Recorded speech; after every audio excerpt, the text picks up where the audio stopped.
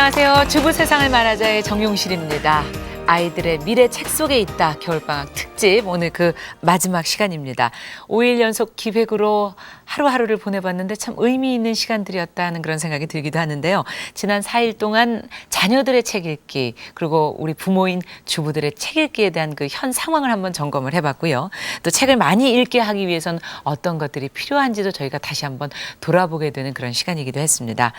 자, 오늘 그 마지막 시간으로 평생 책과 함께 오시면서 또 책을 써오신 소설가 한승원 씨를 모시고 인생에 있어서 책이라는 것이 과연 어떤 의미를 가지는 것인지 본격적으로 이야기를 들어보도록 하겠습니다. 자, 오늘 이 시간은 스튜디오의 주부들과 함께 또 미래의 소설가를 꿈꾸는 학생들도 몇 분 자리를 해주셨거든요. 오늘 많은 궁금증들 속 시원하게 풀고 가시기를 또 바라보고요. 또 방송 보고 계신 시청자 여러분들도 인터넷과 전화로 궁금증이 있으시면 또 참여를 해주셔도 좋을 것 같습니다. 자, 오늘도 기대가 됩니다. 겨울방학 특집 그 마지막 시간. 오늘의 초대 손님 모시기 전에 먼저 화면으로 만나보시죠.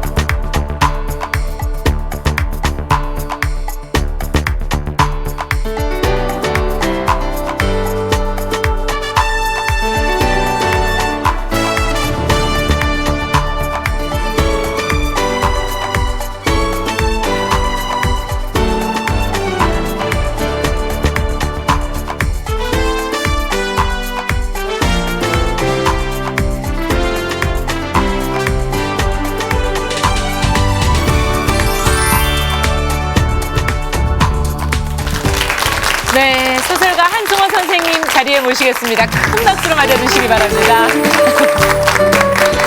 선생님 안녕하세요.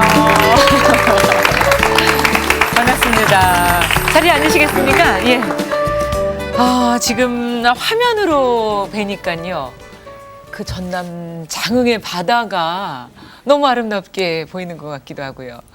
지금 해질녘이라서 그런지 더욱더 보기가 좋았는데 글이 그 해지는 그 바다를 이렇게 보고 계시면 그냥 써질 것 같기도 하고 언제쯤 장흥으로 내려가신 겁니까? 한 10년 전에요. 10년쯤 전에. 네. 예. 특별히 글로 가게 되신 이유가 있으실까요? 그 바닷가에 그 해산 토굴이라고 작가시를 짓고 네. 거기다가 저를 가두려고 내려갔죠.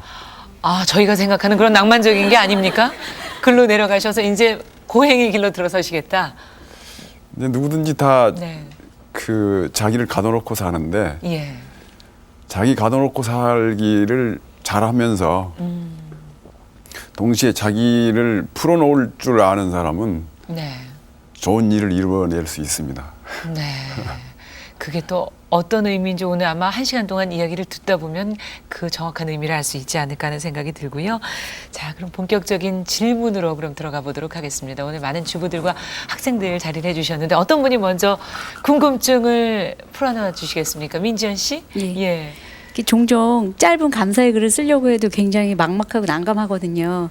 근데 이제 글을 쓴다는 게 연습만으로 되는 건 아닌 것 같고 어느 정도 재능을 타고나야 될 것 같은데 선생님께서는 언제 그런 재능을 보이기 시작하셨는지 언제 처음으로 글을 쓰시게 됐는지 궁금하거든요. 그 글을 쓰는 게 가령 편집글에서부터 소설 쓰기, 시 쓰기, 그 수필 쓰기 이런 것에 이르기까지인데 편지 쓰기야 제가 아주 어린 시절부터 썼죠. 저는 그 굉장히 내성적이어서 학교에서 공부하면서 옆에 친구에게 연필이 부러지면 칼 좀 빌려달라고 하는 말도 잘 못했어요. 그래서 그것도 쪽지로 써서 책 좀 아니 칼 좀 빌려주라.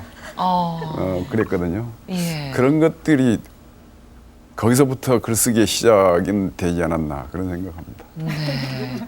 말보다는 글을 먼저 표현을 하시게 되셨다. 그러면 본격적으로 이제는 이것이 내 인생의 일이다라고 생각하신 거는 언제쯤이신가요? 그건 고등학교 그것을 우리들은 문학병이라 그러거든요. 예. 문학병이 든 것은 고등학교 2학년 때부터 문학병이 들었어요. 2학년 때. 어떻게 찾아오든가요? 제가 책 읽기가 굉장히 늦어요. 고등학교 1학년 들면서부터 그러니까 그때까지만 해도 이 세상에는 책이라는 것이 네. 그 교과서하고 참고서하고 사전류밖에 없는 줄 알았어요. 그랬는데 그 이웃집 그 어떤 그 여학생이 저한테 책을 빌려주기 시작했어요. 그래서 그때부터 아주 그 잡독, 네. 그 혼독이라고 할까, 막 이것저것 막 닥치는 대로 읽기 시작했는데 그때 동화도 읽었고, 네. 순수 문학 소설도 읽었지만, 그러니까 정비석의 소설이라든지 김내성의 소설이라든지 예. 그런 게 읽기까지 예. 아주 광범위한 그런 그 잡서를 대하기 시작했죠. 그러면서 이제 놀라고 이런 세계도 있구나. 놀라움의 세계죠. 네. 그때 고등학교 1학년 들어서 15소년 표류기라든지 예. 암구랑이라든지 짬발장이라든지 이런 걸 네. 읽었죠. 늦게 시작하셨는데 완전히 빠지신 거군요. 그 안으로. 그러니까 책을 그렇게 늦게 읽기 시작해서 어떻게 소설가가 됐느냐고 예. 그런 사람들이 있는데 그 당시에 시골에서의 책 대학이라고 하는 것은 아주 어렵죠. 그렇죠. 그랬는데 저는 제 할아버지께서 한학자이셔가지고 그 이야기를 아주 잘하셨어요. 그분에게서 도깨비 이야기, 뭐 호랑이 이야기, 이 그 신화 전설이라고 할 수 있는 그런 이야기들, 네. 그리고 아무튼 그분이 한학자이셔서 9세대 뿐이지만은 가령 그 안창호 선생이라든지 이런 분들의 도쿄, 동경, 무슨 외국에 나간 이야기라든지 이런 얘기들을 아주 그냥 잘하셨어요. 그러니까 그 할아버지의 이야기 속에서 동화하고 만나기 시작하지 않았나 그런 생각이 듭니다. 그렇군요. 지금 여경님께서 뭔가 궁금해 하시는데, 예. 선생님께서 할아버님 얘기를 해주셨는데요. 예. 저는 이렇게 다른 많은 일들보다가 어떤 작가라는 직함에는 부모님의 영향이 많이 있다고 생각을 하거든요. 그럼 선생님 부모님께서도 책을 좋아하시고 글쓰기를 많이 좋아하셨는지 부모님께서는 어떤 영향을 미치셨는지 알고 싶거든요. 그런데 그 아까 제가 제일 모두에 자기 가둬놓고 살기와 자기 풀어놓고 살기 이야기를 했는데 우리 어머니 아버지께서는 굉장히 현실적이셨어요. 거기 비해서 우리 할아버지께서는 굉장히 꿈이 많으신 분이었고 그렇기 때문에 그 우리 할아버지께서는 저 풍월도 하시고 그러니까 시짓기 네. 이런 일들을 많이 하셨죠. 그렇기 때문에 그 현실적인 것과 꿈과의 그 간극 속에 그 속에서 내가 있었지 않았나 그런 생각이 들어요. 계속 여쭤보세요. 예. 그러면 할아버님 영향을 많이 받으셨다 그러는데 그 어떤 인생 모델로서 예. 할아버님을 생각하시고 이렇게 성장을 하셨는지 예. 좀 궁금하거든요. 그 안에도 분명히 부모님의 영향이 있었을 것 같다라는 말씀이신 것 같은데 부모님 두 분 중에 또 한 분이라도 혹시 또 책과 가까우신 분이 더 있으셨을까 하는 이게 궁금증도 한학자이셨기 들거든요. 때문에 그분은 그 사서 삼경하고 함께 사신 분이죠. 네. 그리고 이제 시도 짓고 그런 분이고 그렇기 때문에 그 문야학이죠. 이제 살림살이도 잘 모르시고 아. 할아버지께서는 그렇기 때문에 이제 가난에 그 말하자면 한이 되니까 집안을 일으키려면 아버지께서 현실적으로 되실 수밖에 없지 않았나 그런 예. 생각이 들어요. 그래서 그 현실과 그러니까 그 속에서 그러니까 가령 우리 할아버지께서는 연을 만들어서 그 주면서 띄도록 그렇게 했는데 우리 아버지께서는 연을 왜 띄느냐? 그 연 띄고 놀면 데려다가 글리지 않고 연 띈다고 그러려면 이 와서 일해라 그러고 일 시키고 그러신 분이었어요. 그렇다 그래서 우리 아버지께서 무식한 분이 아니고 배우신 분이었는데 그만큼 현실적이라는 이야기죠. 그렇죠. 그러니까 꿈과 현실 사이에 그 간극에 제가 놓여 있었다는 이야기예요. 네. 그리고 우리 아버지께서는 저를 인정해 주시지 않았어요. 어쩌냐 하면 뭐냐면 내성적이고 잘 울고 예. 그러기 때문에 말도 잘 못하고 그러기 때문에 흔히 말해서 그분들이 대차다, 대가 무르다 그런 예. 얘기 있죠. 예. 그러니까 저보고 대차지 못한 아이라고. 그러니까 우리 형님은 아주 대차고 눈도 그냥 부리부리하시고. 그러니까 예. 눈빛도 반짝거리고 그러는데 네. 저는 이렇게 항상 그 계집아이처럼 순하기만 하다고 늘 그래 왔는데 우리 할아버지께서는 저를 인정을 했어요. 어쩌냐 하면 저 아이 사주에는 천파성이 들어있기 때문에 그 뭔 말인지 저희는 모르겠네요. 천파성이라는 건 네. 이 하늘을 깬다는 이야기예요. 천파성이 들어있는 사람들은 입을 다물 때 윗입술을 아랫입술이 이렇게 물리게끔. 이렇게 입을 앙다문다든지 예. 어떤 의지 같은 것을 표명하려고 할 때 입을 다문데 아랫입술이 윗입술을 다무는 버릇이 있으면 그 천파성이 들어있다 그래요. 그렇군요. 말하자면 그 위쪽의 것을 극복해 내려고 하는 의지가 담겨 있다는 거죠. 그렇기 때문에 저 아이는 순하기는 하지만 나중에 어떤 일을 해낼 것이라고 생각한다. 우리 제가 잠결에 잠든 신용하고 있었는데 아버지하고 할아버지하고 나누는 그 이야기를 제가 들은 바가 있습니다. 네, 그렇군요. 잠들 때 얘기를 잘해야 됩니다. 저희가. 네. 이렇게 또 평생에 간직하는 그런 말씀이 되기도 했고요. 또 더 다른 질문이 더 있으십니까? 예, 임재숙 씨. 네, 저는 선생님처럼 훌륭한 소설가를 꿈꾸는 학생인데요. 예. 어떤 작가들은 몇 년에 한 편씩이라도 작품을 내기 힘든데요. 그렇죠. 선생님 같은 경우에는 1년에 한 편 이상씩은 다작을 하시는 편이신데요. 그런 에너지는 어디서 나오시는지 정말 궁금하거든요. 굉장히 어려운 질문이신데 네, 이게 사실은- 문학도이기 때문에. 사실은 그 소설 쓰기 버릇인데 저는 그 글을 한목에 쓰지 않습니다. 저는 밤새워서 쓰고 막 한 번 쓰기 시작하면 그렇게 쓴 게 아니라 날마다 조금씩 써요. 이게 저는 그것을 어떻게 표현하느냐 하면 만년필에 녹이 쓴다 그러는데 네. 하루라도 안 쓰면 그 녹이 슬어요. 그러니까 저는 새벽에 일어나서 식전에 그러니까 새벽에 일어나서 1시간 반 내지 1시간 정도 네. 그리고 밥 먹고 와서 차 마시고 나서 10시부터 12시까지 네. 그러니까 한 3시간이나 3시간 반은 저에게 있어서 황금 시간이죠.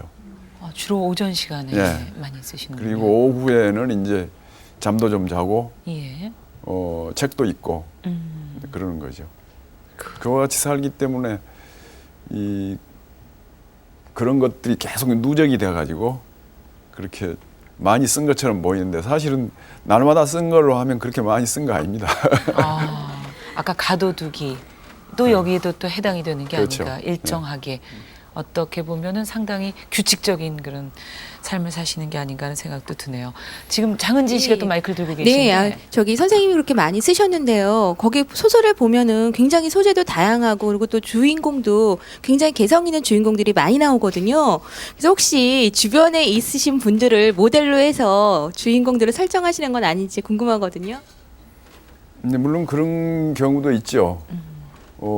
주변에서 되게 그 모델로 설정하는 거, 그러니까 우리 무용하는 사람들, 음악하는 사람들이 자연의 어떤 소리나 어떤 몸짓, 아기의 그 갓난 아기의 이렇게 해적거리는 모습이라든지 이런 것들이 그 무용의 소재가 되고 음악의 소재가 되듯이 이 소설가들은 주변 사람들의 그 행적이라든지 살고 있는 모양새 이런 것들이 전부 다 모델이 되죠. 근데 그것들이 이렇게 조합이 되잖아요. 네. 어떤 사람은 이와 같은 부분, 또 다른 사람은 이와 같은 부분을 하나를 만나서 어떤 인물을 만드는데 조합이 되고 그러지 않을까 그런 생각이 듭니다. 선생님 혹시 그러시면요, 이렇게 지나가다가 이렇게 메모를 하거나 그러시나요? 어떤 사람, 저 사람은 소설을 어떻게 써야지 기억하시나? 이렇게 예. 이렇게 해서. 네, 그런데 그 초심자일 때는 지금 이 글을 쓰기 시작하는 사람들의 경우에는 메모도 하고 그 차근차근 구도도 짜고 그러잖아요. 저도 그와 같은 시절이 있었어요. 근데 지금은 구태에 그럴 필요 없이 머릿속에서 모든 게 다 만들어져 가지고 예. 그 소설을 쓸 때는 메모지에다가 이름 쓰고 나이 쓰고 되게 그런 몇 사람의 인물이 쓰여지면 머릿속에서 그 형체가 완성이 돼 가지고 쓰여지게 됩니다. 예. 그렇기 때문에 초심자일 때는 메모를 부지런히 해야죠. 지금도 물론 밤에 자다가도 꿈에서도 어떤 그 생각이 떠오른다거나 그러면 자다가도 불 안 켜고도 메모해 놓죠. 그러면 집사람이 깜짝 놀라요. 무슨 왜 누가 써놨나? 아니 네. 무슨 큰일이 있어서 몽유병이라도 있지 않나. 네. 그렇군요. 또 질문이 있으세요? 선생님께서 그렇게 하루하루 차곡차곡 쓰셨던 그 문학 작품이요. 그 글 속에서 이 사람들한테 가장 하고 싶었던 이야기가 분명히 있으셨을 텐데요. 선생님 문학 세계의 키워드가 어떤 게 있을까요? 궁금합니다. 되게 그 소설은 그 소설이 길거나 짧거나 간에 하나의 그 비유의 덩어리라고 말할 수 있거든요. 예. 근데 그 비유의 덩어리는 가령 그 누구에게든지 다 가지고 있는 그런 그 본질적인 우주의 율동이 있어요. 우주의 율동은 가령 그 해가 동쪽에서 떠서 서쪽으로 진다든지 예. 이런 것들. 가령 그 이야기를 좀만 더 한다면 가령 그 어떤 불상 조각가가 이쁘게 불상을 조각을 해놨어요. 그러니까 조각바 가보고 어쩜 이렇게 자비스럽고 아름다운 그 조각을 했는가 물으니까 불상 조각가가 말하기를 나는 한 일이 없습니다. 원래 원석을 실어 왔을 때 혹은 원목을 실어 왔을 때 그 원목 속에 그 불상이 부처님의 모습이 들어있었는데 나는 꺼냈을 뿐입니다. 그랬을 경우 그걸 꺼낸 조각가 속에 들어있는 어떤 것과 그 원목 속에 들어있는 그 불상과 이렇게 맞아떨어졌기 때문에 꺼낸 거 아니겠어요? 예. 그렇다면 여러분 여기 앉아 있는 여러분들의 속에 있는 거나 나한테 있는 거나 공통된다는 거죠. 네. 그게 말하자면 저는 우주의 율동이라고 표현하고 싶은데 말하자면 그 우주의 율동은 우리들이 살아나가는 데 있어서 가장 진실된 어떤 거죠. 그래서 소설가는 소설이라고 하는 그 비유의 덩어리를 들어서 독자에게 보이면서 이렇게 살아가는 것이 가장 참되게 살아가는 게 아닐까요? 하고 질문하는 거죠. 소설가와 독자하고는 언제든지 그와 같은 질문이 오고 가게 돼 있습니다. 네. 그것을 알아보는 독자만이 이해할 수 있다라는 또 이야기로도 저희가 해석이 됩니다. 자, 작가로서의 소설가 한승원 선생님에 대한 이야기를 저희가 쭉 나눠봤는데 이야기해야 될 것들이 아직도 많이 남아 있습니다. 한성원 선생님은 이제 문학 가족으로도 아마 이 기대를 알고 계실 텐데요. 얼마 전 따님이신 한강 씨가 이상문학상 수상을 하셨죠. 선생님께서 88년도에 이미 네. 한번 수상을 하셨고 그 뒤를 이어서 이제 따님이 수상을 하게 되셨는데 이건 좀 개인적인 질문이긴 합니다만 따님이 이어서 수상을 하게 됐을 때 뭐 보도에서도 많이 다루긴 했지만요. 소감이 어떠셨어요? 네, 자식이 같은 길을 가서 또 같은 이런 상을 받게 됐다. 기쁘지요. 한마디로 말하면. 네.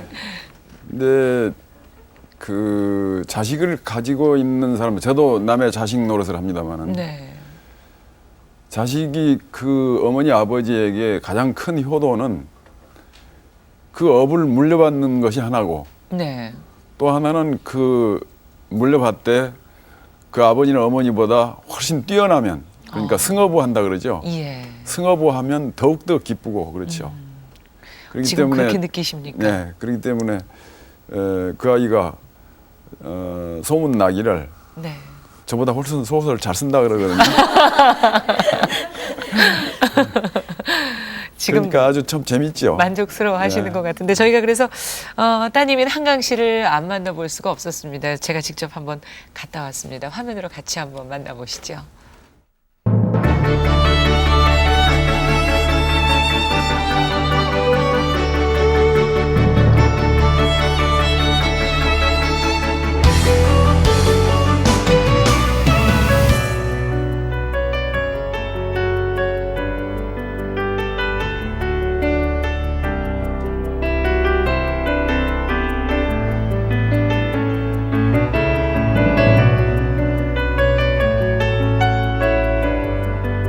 수상하신 거 축하드리고요. 감사합니다. 그리고 이제 이번에 저희가 책을 쭉 보면서 사실 데뷔하신 지 좀 됐는데 이제 어떻게 처음으로 이게 소설을 쓰시겠다는 생각을 하셨을까 그게 이제 궁금해서 저희가 자리를 마련했거든요. 네. 제가 처음 기억나는 거는 왜 친척들이 다 아이를 가운데 놔두고 너는 커서 뭐가 될 거냐 이렇게 물어보죠. 물어보잖아요. 네. 네. 근데 시인이 되겠다고 했던 기억이 나요. 그때 주변에 계시던 분들이 다 웃으시면서 시인은 배고프다 이렇게 얘기를 하시더라고요. 그랬던 기억이 나는데 그때 이제 진지한 생각은 아니었고요. 조금 뭐랄까 진지하게 소설을 쓰는 거를 정말 고민하게 된 것은 사춘기 때부터였어요. 그러니까 사춘기 때 고민을 많이 하잖아요. 나는 누군지, 뭐 사람은 어디서 와서 어디로 가는지, 왜 죽어야 되는지 그런 것들을 열심히 고민을 하다가 그런 질문들을 던지는 방법으로서 글을 쓸 수 있지 않을까라는 생각을 하게 됐거든요. 그래서 한 중학교 3학년부터 고등학교 2학년 정도 그 시기였어요. 근데 아무래도 아버님이 또 소설가셨기 때문에 그 영향이 조금은 있지 않았을까 아니면 그런 환경 속에서 자라시지 않았을까 하는 그런 생각이 좀 들고 글을 읽고 쓰고 하는데 분명히 어떤 도움이 있었을 것 같거든요. 일단 어릴 때에 그 집에 책이 굉장히 많았거든요. 그게 글 쓰는 사람으로서는 굉장히 큰 행운이었다고 생각이 돼요. 그래서 아무 때나 그때는 뭐 사교육을 시키고 이럴 때가 아니니까요. 그냥 심심해 죽겠어서 아무 책이나 꺼내서 읽고 그랬던 것이 굉장히 깊은 인상을 남겨줬다는 생각이 들어요. 예. 그리고 또 아버지가 아무래도 글을 쓰시니까 글 쓰시는 뒷모습을 많이 봤고요. 그리고 상당히 규칙적인 생활을 하시면서 집에서 글을 쓰는 분이었기 때문에 어렸을 때는 아침에 타이프라이터 소리에 잠을 깨고 그랬던 기억이 있어요. 네. 따님하고 저런 얘기를 좀 나눠보신 적이 있으니까 처음 들으십니까? 네. 아침에 지금 항상 잠결에 타이프 소리를 들으면서 이제 하루를 열었다라는 얘기를 해주시고 지금도 한강 씨도 아침에 일찍 일어나서 작업을 하신다는 얘기를 하시던데요. 두 분의 글 쓰는 방법이 좀 비슷하지 않나 하는 생각도 드네요. 그런 모양이네요. 예. 자, 이제 본격적으로 이 한강 씨, 그리고 사실은 이제 오늘 저희가 이 인터뷰로 모시지는 못했지만 아드님의 한동림 씨도 이제 소설가이시고요. 또 문학 평론가인 또 사위를 또 두고 계시다는 얘기를 들었는데, 이제 이 가족에 관한 이야기로 저희가 질문을 좀 방향을 좀 바꿔보도록 하겠습니다. 이번엔 어떤 분이 먼저 질문을 해주시겠습니까? 예, 자녀분들 모두 이렇게 유명한 소설가로 활동하고 계신데요. 이 어렸을 때 자녀분들이 그 장래 소설가로서의 가능성이 보였는지 궁금하고요. 또 만약에 가능성이 보였다고 하면 어느 면을 보고 그렇게 느끼셨는지 궁금합니다. 되게 그 식당계 3년이면 라면 끓인다 그러죠. 네, 서당계가 아니고 식당계입니까? 예. 예. 그런데 요즘 시쳇말로 그러더라고요. 네. 우리 집에서는 집사람하고 저하고 화투 쳐본 적이 없어요. 그러니까 카드 놀이도 저는 못합니다. 예. 기껏해야 설날 윷놀이 하는 거거나 예. 뭐 그런 거거든요. 그렇기 때문에 그리고 우리는 그러니까 제가 그렇습니다. 애들 가르치는 것이 너 소설가 되거라 그런 게 아니고 나하고 집사람하고 사는 그 모양새가 딴 생각을 하지 못하게 한 그런 것이 아니었나. 예. 그러니까 고지식하다고 할지 모르지만 저는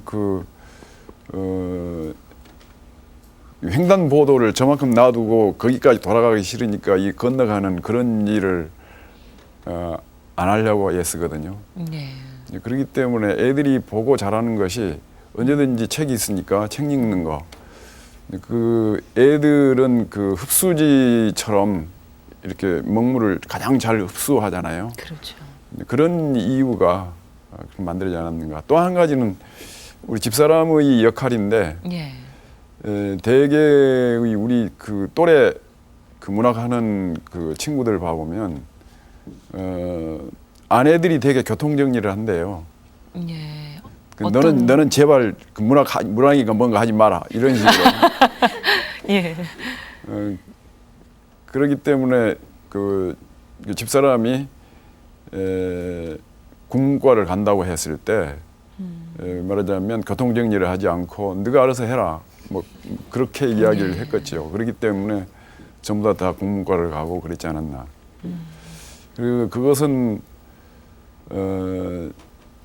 아까 글 쓰는 버릇 얘기가 나왔는데 저는 글을 쓰기 위해서 가령 절 옆에 조용한 여관 찾아서 간다든지 짐 싸 짊어지고 어디 가서 방 얻어서 한다든지 그렇게 하면 글을 한 줄도 못 써요. 저는 그 생활이 글쓰기고 글쓰기가 생활이거든요. 그래서 집에 있으면서 자고 일어나서 그러니까 틈만 나면 그 놀이하듯이 글 쓰고 이와 같은 걸로 해서 내가 그만큼 글 쓰는 일로 해서 우리 집사람 속을 좀 덜 상하게 하지 않았나 다른 사람들에 비해서. 그래서 교통정리를 하러 나서지 않았을 거다. 지금 그런 생각을 합니다. 네. 부인의 역할도 있으셨다는 말씀인 것 같습니다. 또 질문이 있으신 것 같은데요. 예. 이 화면을 보니까 따님이 아버님과 외모가 많이 비슷하시던데요. 자녀들의 글을 읽어보면 그러니까 아버님의 그 외모뿐 아니라 비슷한 부분 아니라 글 쓰는 데 있어서도 그러니까 선생님의 영향을 많이 받았다고 생각이 드시는지 궁금합니다. 영향 문제는 물론 이제 그 글자로 되어 있는 소설이기 때문에 글자 영향은 받았겠죠. 그 세 개를 봐보면 돌연변이 같아요. 전혀 좀 다르다고 느끼시는군요. 아들도 그렇고 딸도 그렇고. 네. 남들이 보면 그럴 거예요. 아버지가 소설가이기 때문에 딸 아들이 소설 써가지고 오면 지도도 해주고 그랬지 않았겠는가. 그렇죠. 서로 조언도 해주시고 토론도 하고 그러지 않을까. 네. 근데 우리 집에는 그게 일체 없어요. 그럼 얘기를 안 하십니까 서로? 그러니까 그 아이들이 글에 대해서? 그 아이들이 철이 없을 때는 아버지 소설을 읽었을 텐데 예. 그 아이들이 소설 쓰겠다고 마음을 가다듬으면서부터는 아버지 소설을 안 읽기 시작했을 거예요. 왜냐하면 자식들에게 있어서 아버지 소설을 닮았다고 하는 것은 치명적이거든요. 그렇기 때문에 절대로 읽지 않습니다. 그리고 이제 딸 소설하고 제 소설하고 아들 소설하고 비교해 보면 알겠지만 그 닮은 구석이 별로 없을걸요. 네. 그리고 저도 그렇습니다. 그 아들 딸의 소설을 읽기야 읽는데 이런 부분은 내가 선배로서 이런 부분은 이래서 안 좋고 저런 부분은 네. 저래서 안 좋고 문장이 어떻고 이런 얘기를 일체하지 않아요. 제가 그 아이들이 소설을 읽고 나서 할 수 있는 이야기는 이번 소설 아주 재밌더라. 그것이 네. 그 처음이자 전부예요. 예, 그렇군요. 박정희 씨 또 질문 있으시죠? 선생님 댁에 보면 책이 많다고 하시는데 예. 그 책 가운데 자녀들한테 주로 어떤 책을 권하시거나 많이 읽게 하셨는지 궁금해요. 그러니까 저는 애들 보고 국민학교 시절부터 공부해란 말을 한 적이 없어요. 그리고 이런 책 읽어라 저런 책 읽어라 그렇게 이야기한 적도 없고 그러니까 그 아이들이 집에 책이 있으니까 아까 딸아이가 이야기를 하던데 예. 그러자면 심심해서 죽겠으니까 책 빼다가 보기 시작해서 네. 그와 같이 된 거 그것이 말하자면 흡수지가 먹물 빨아들이듯이 그렇게 되었을 거라는 거죠. 그렇기 때문에 자녀 교육 시키는데 그렇게 어렵지 않게 해도 잘 크지 않겠나 저는 그런 생각이거든요. 왜냐하면 지금 우리가 지금 방송에서 그 이야기를 하고 있지만 예. 우리 딸이 어려서 뭔가 순 우리말로 그 이름 짓는 것을 어디서 알았는지 참 이런 얘기를 한 적이 있어요. 텔레비전을 말하자면 바보틀이라든지 이런 식으로 만들었으면 좋겠다 그런 얘기를 한 적이 있거든요. 그렇기 때문에 어머니 아버지가 화투 치지 않고 예. 카드 놀이 하지 않고 네. 그리고 언제든지 애들이 학교 갔다가 막 집에 들어오면 텔레비전 이렇게 보고 있고 낄낄거리고 물론 텔레비전 보고 즐거우면 웃어야죠. 근데 예. 늘 그것만 하고 와서 텔레비전 보려고 하면 너는 가서 공부나 해. 여기서 뭐 이렇게 돼버리면 자기는 예. 가만히 자기는 이렇게 텔레비전을 진행하는 사람으로서 듣기가 참 그렇습니다. 예. 좋은 내용을 하도록 노력하겠습니다. 자기는 횡단보도로 건너지 않고 그렇죠. 무단횡단하면서도 네. 너는 횡단보도로 가거라 이런다든지 너는 화투 치지 말고 이건 어른들이나 하는 예. 짓이야 이런 식으로 할 게 아니고 어머니가 늘 그 부엌에 있으면서도 수시로 책 읽고 있거나 그러면 애들도 따라서 하지 않겠나. 그렇군요. 그리고 요즘은 인터넷을 많이 하는데 인터넷 그거 할 일이 아니라고 난 생각하거든요. 예. 인터넷 들어가면 보통 몇 시간씩 잡아먹잖아요. 그렇죠. 인터넷 들어가서 예. 꼭 신세계 백화점 가서 기웃거리거나 예. 롯데백화점 가서 기웃거리거나 현대백화점 기웃거리거나 이렇게 해서 한번 거기 들어가면 수없이 많은 시간을 허비하고 지쳐갖고 나오잖아요. 예. 그럼 그 시간에 책이라도 좀 읽지.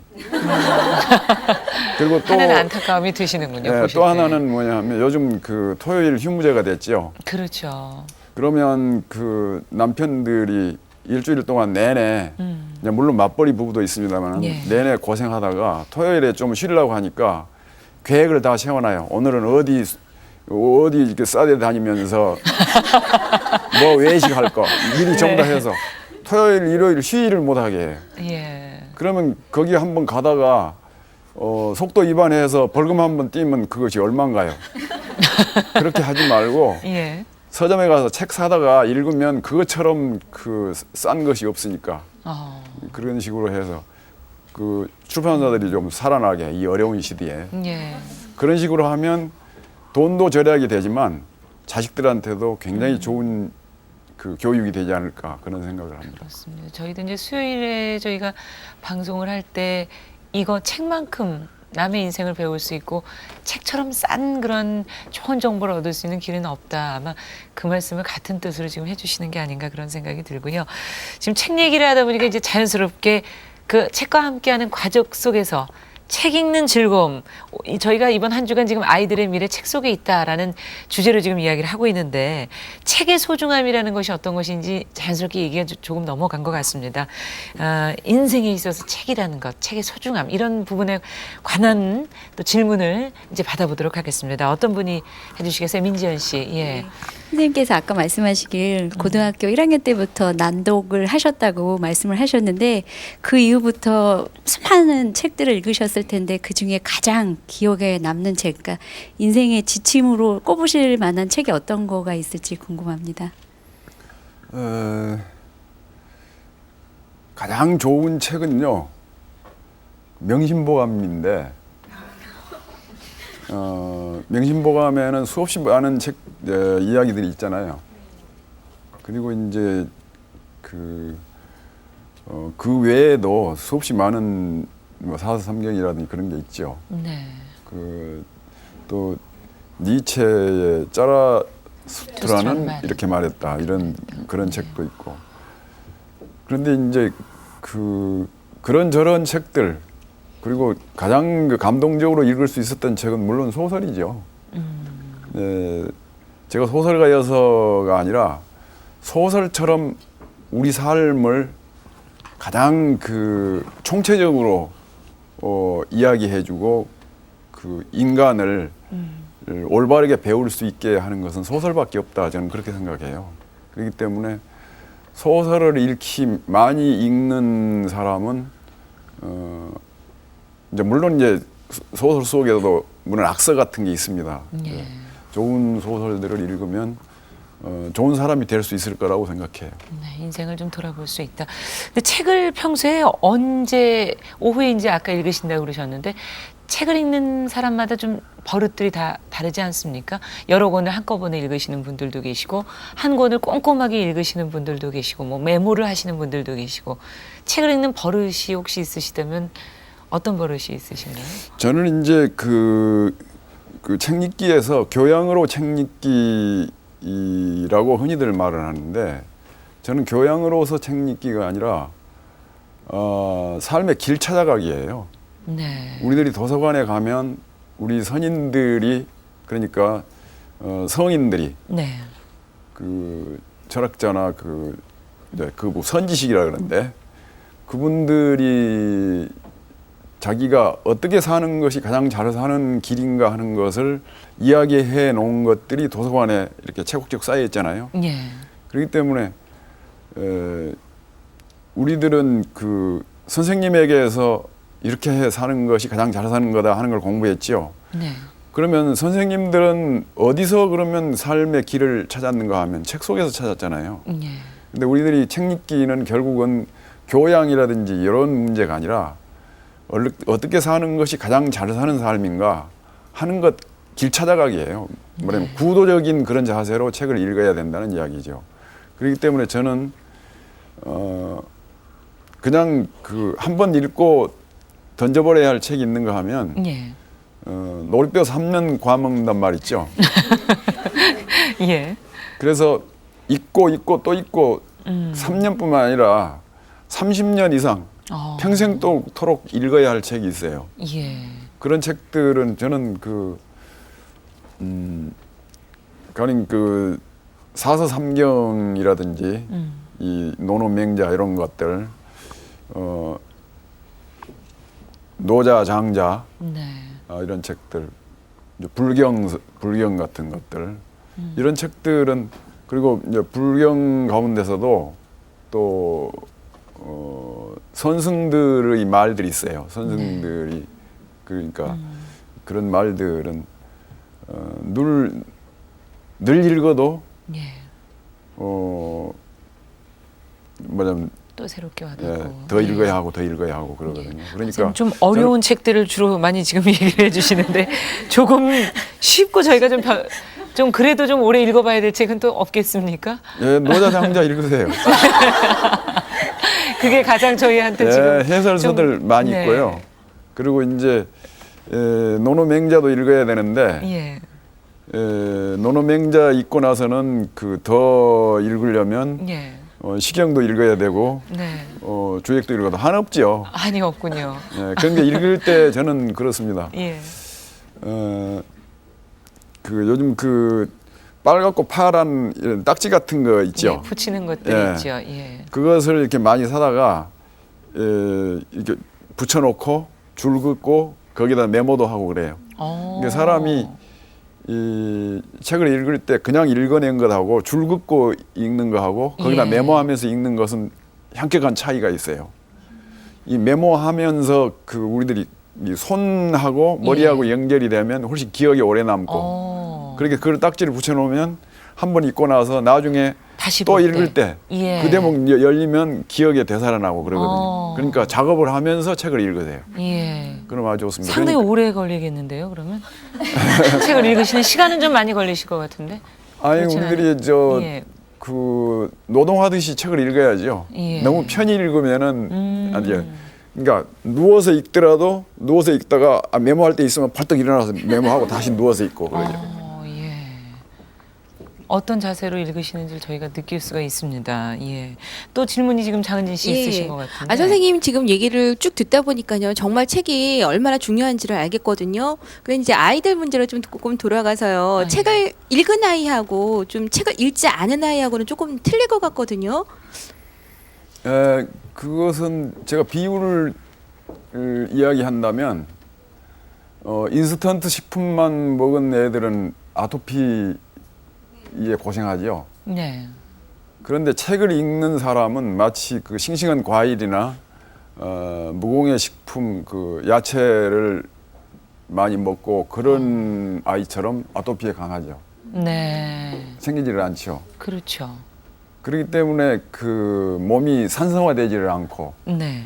그 기름지잖아요. 마치 그 퇴비를 준 그 채소밭에 퇴비를 많이 준 곳과 주지 않는 곳은 그러니까 땅부터가 산성화되잖아요. 그렇죠. 예. 그러듯이 맨 인터넷만 들어가서 게임만 하고 그런 애들은 그 영혼이 아토피성 환자가 되기 쉽습니다. 그러니까 빨리 그 인터넷 그 게임하고 아이하고 분리를 해서 책 읽는 쪽으로 뭔가 유도해야 그 아이의 장래를 기름지게 만드는 가장 그 지름길이라고 저는 봅니다. 네. 영혼이 달라질 수 있다. 지금 아까 그 자연 속에서 우리가 음식을 섭취하는 그 양태 안에서 지금 비유를 좀 해주셨어요. 자, 또 질문이 더 선생님, 있으십니까? 예. 저희 같은 주부들은 왜 책을 읽어야 될지 특별한 이유가 분명히 있을 것 같은데요. 제 경우에는 어렸을 때 읽었던 책을 지금 또 읽는다면은 그 내용이 훨씬 더 그때보다 그 감흥이 크고요. 또 사무치게 그 내용이 와닿는 경우가 굉장히 많았거든요. 저희가 그러니까 어른이 되었을 때 꼭 읽어야 되는 이유가 또 무엇이 있을까요? 이제 그 우리 주부님들이 솔직해져야 할 필요가 있어요.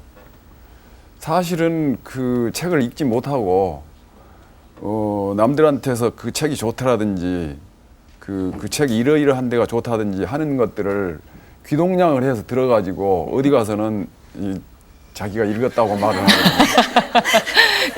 그리고 또 요즘 그 가령 그 설문지를 보내는데 네. 그냥 그 어린 사람들에게 권하고 싶은 책은 무엇이냐, 감동 있게 깊게 읽은 책이 무엇이냐, 그러면 자기는 실제로 읽은 감동적인 책도 없으면서도 남들한테 들어서 이런 책이라고 쓰거나 그런 사람들이 있는데 거기서부터 솔직해져야 할 필요가 있어요. 네. 안 읽었으면 확실하게 안 읽었고 자존심을 세우려면 읽어야죠. 진실로 읽어야 하고.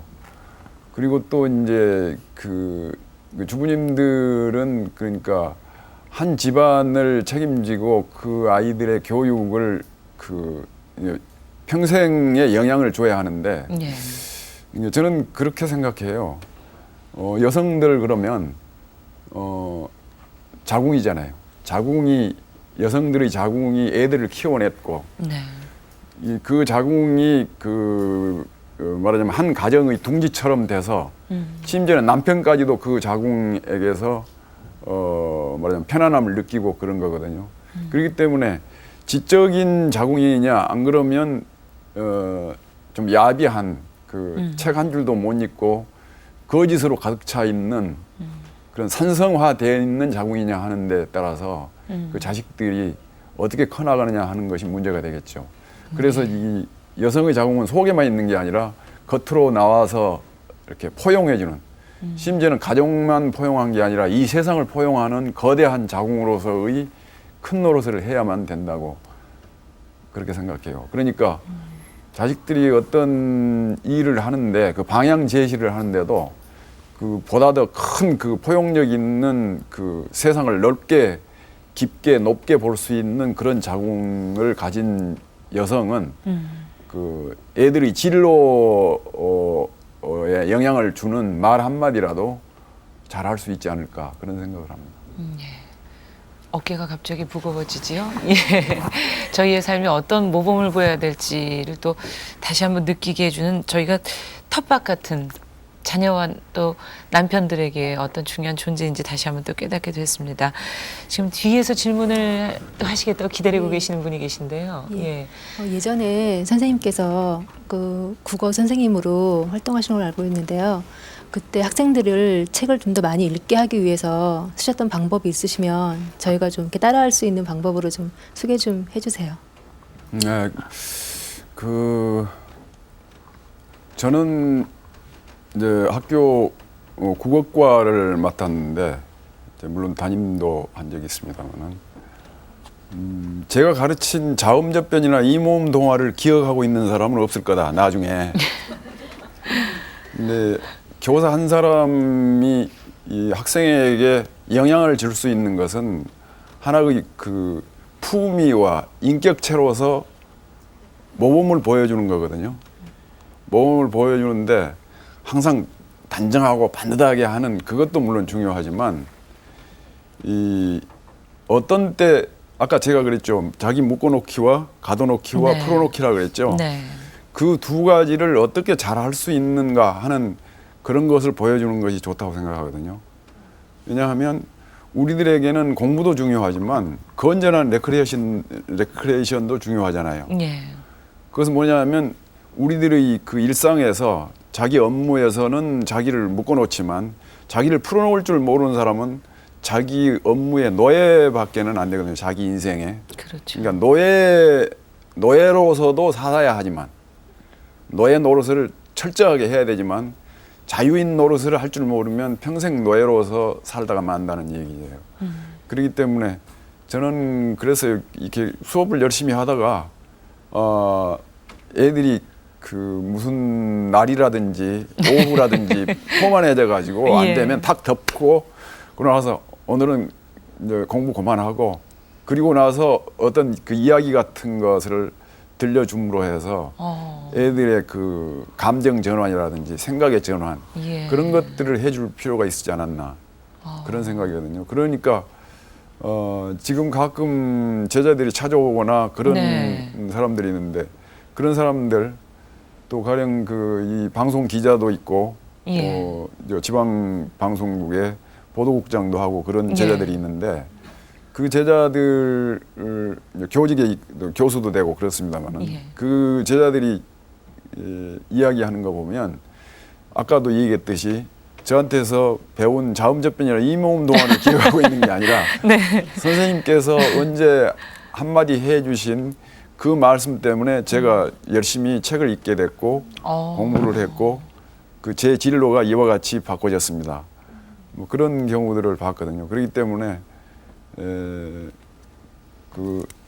총체적으로 전인격체로서 어떤 모범을 보이는 거 그것이 말하자면 교직에 있는 교사들뿐만 아니라 이 가정에서 한 아버지나 한 어머니로서도 자식들에게 그와 같은 인격체로서 그런 것을 보이고 말하자면 얼마만큼 정직하게 그 삶을 보여주느냐 하는 것이 중요하다고 생각해요.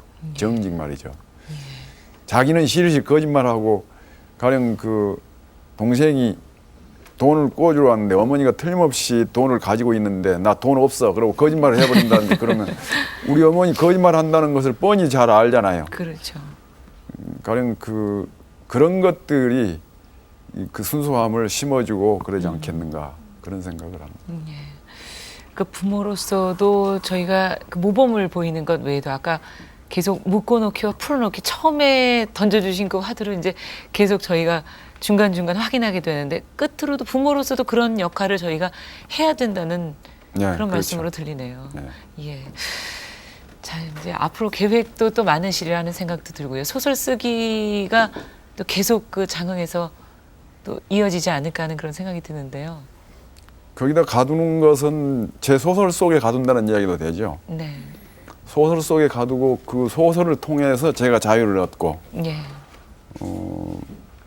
그리고 제가 그 서울을 버리고 제가 고향 쪽으로 제가 내려갔는데 버리면 더 큰 걸 얻을 수 있어요. 네. 자기를 묶어놓을 줄도 알아야 되지만 풀어놓을 줄도 알아야 큰 걸 얻을 수 있다 그랬죠. 예. 마찬가지 이야기입니다. 예. 자, 그럼 다음 작품은 어떤 걸 지금 구상하고 계실까 상당히 궁금해지는데요. 네, 제가 지금 예, 네. 흑산도 하늘길이라는 그 장편 소설이 금방 나올 거예요. 예. 그것은 흑산도에 갇혀 산 분이 계셨어요. 실화입니까, 그럼? 그건 역사상에 있는 거죠. 네. 정약용 선생의 정약전 선생이 예.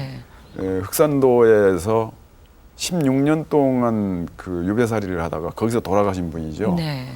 그래서 저는 제가 장흥에 해산토구를 그 작가실을 짓고 저를 가둘 때 저는 그 정약용 선생이나 정약전 선생의 갇혀 산 그것이 저한테 많은 가르침을 주셨는데 예. 가령 그 정약용 선생이나 정약전 선생이 서울에서 한양에서 살면서 벼슬길이 원만하고 우의정, 영의정도 되고 예. 영달을 누렸으면 오늘의 정약용 선생이 있었겠어요?